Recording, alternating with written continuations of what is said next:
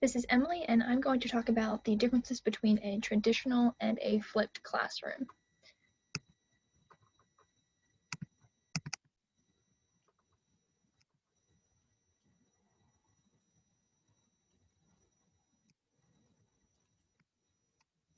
Okay, so to begin with, I just want to talk about what a traditional classroom looks like.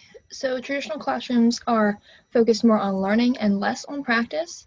The information comes directly from the teacher, and the teacher controls all class activities and discussions. Students attend school to listen to a teacher lecture and then do practice problems at home to review the information that was taught in class. And group activities and group discussions are definitely not at the core of the classroom. On the other hand, a flipped classroom, students are given learning materials at home and they study at home. And then the classroom becomes the place of practice instead of the house.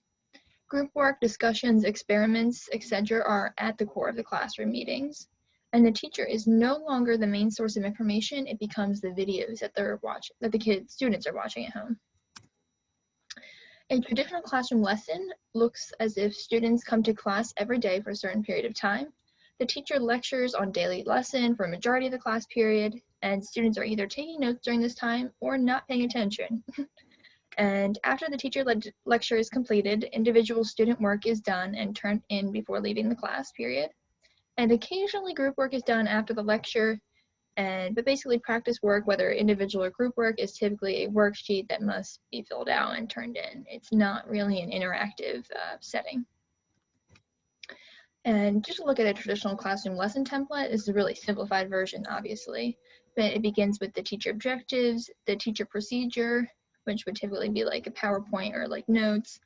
Then they're going to look for checking for understanding, which could either be a guided practice or individual practice, and then closure and evaluation, which could be like a quiz at the end of class. Now, on the other hand, is the flipped classroom lesson, where students are at home and have access to technology, first of all, and the teacher assigns video lessons that students watch and complete on their own. And some examples of common video platforms that are used in flipped classrooms are Khan Academy and Edpuzzle. And online lectures can be paused and rewatched as many times as a student wants, which can be very helpful. And then after watching lesson videos, the student comes to class and practices what they learned online.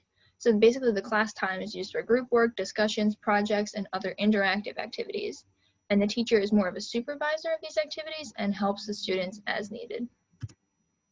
And just to look at a flipped classroom lesson plan template, it begins again with the objectives, and then next is the at-home work portion. So students are going to watch videos or participate in online exercises to learn the material.